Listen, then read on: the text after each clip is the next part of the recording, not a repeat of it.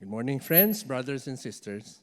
My name is Lawrence Jose, and in behalf of the King's Merchants Growth Group, I'm here before you because I was asked to share my testimony to you about how I am able to love God and love others in our workplace. My life as a businessman is quite exciting, but for the sake of time, allow me to share to you only two of my stories that applies to the theme that was requested of me. And to simplify, allow me to break down into two sub-testimonies accordingly. First, the ability to love God in the workplace, and secondly, the ability to love others also in the workplace.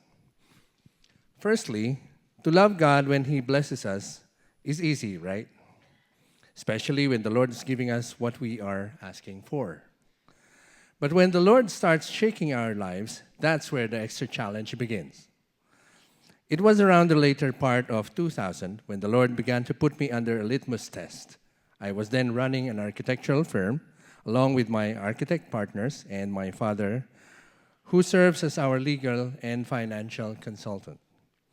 We had several projects back then, from residential to hectares of land development and joint venture projects, when suddenly I was operated for gallbladder stones.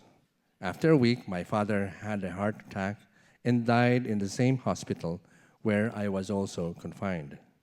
Then the following week, my wife's mom also died. Both me and my wife's families were all so devastated and paralyzed that we were forced to shut down our design firm and rework on several pending projects even months afterwards. In summation, my dreams just crumbled. Despair forced me to look back, and the word why won't stop ringing in my head. Then I remembered that for months back I kept dreaming that God wanted me to paint. Only I became disobedient because of my dad and our business. So after realizing everything, I immediately started to paint without even knowing how to use the brush, until I was able to finally paint biblical themes and share the gospel through my art exhibits. My life then, after then, became a life of faith, as money became scarce and food became luxury. But instead of losing hope, the more me and my family learned to trust and love the Lord. Then I was able to hold several exhibits that my paintings have shared and moved many lives and souls. 12 years later, I learned that my apprenticeship under the greatest master was already complete. And his real long-term plan for me is not to sell my artworks, but to complete a specific collection for a more intensive evangelistic exhibit in the very long future. Meanwhile, I should resume my business as the Lord's way to bless and provide for my family. Now, secondly, regarding the ability to love others in my workplace, coming from the perspective of a company owner as against an employee, to love an honest and hardworking staff or worker is easy, especially those who are the Bible-believing Christians. But in my business of construction, there will definitely be those who will really be difficult to love or just even like.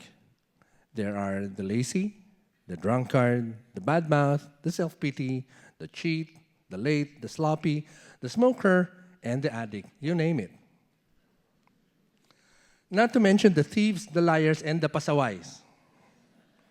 So if you ask me how I love people in my workplace, I can honestly say, without the grace of mercy and mercy of God, I will simply fail.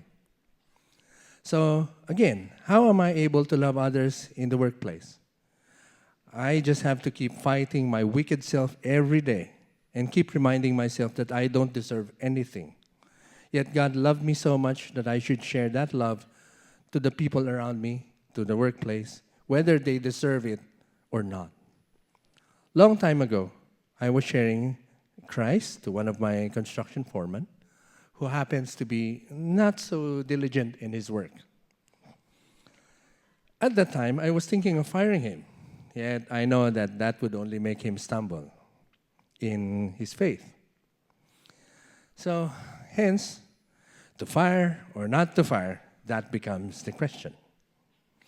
Finally, I opted to keep him despite knowing that I would incur serious loss because of his position. Yes, after the project, I did lose, but he became a serious Christian. Is it worth it? I think so. I believe the angels are rejoicing. As for the loss, well, I guess I'll just have to do it better the next project. Did I like him? No. Was I able to share God's love to him? After some time, he wrote to me in his sincere, deep Tagalog, really apologizing and yet thanking me for everything that made him know the Lord. So, I think yes. I'm glad I somehow shared God's love to him.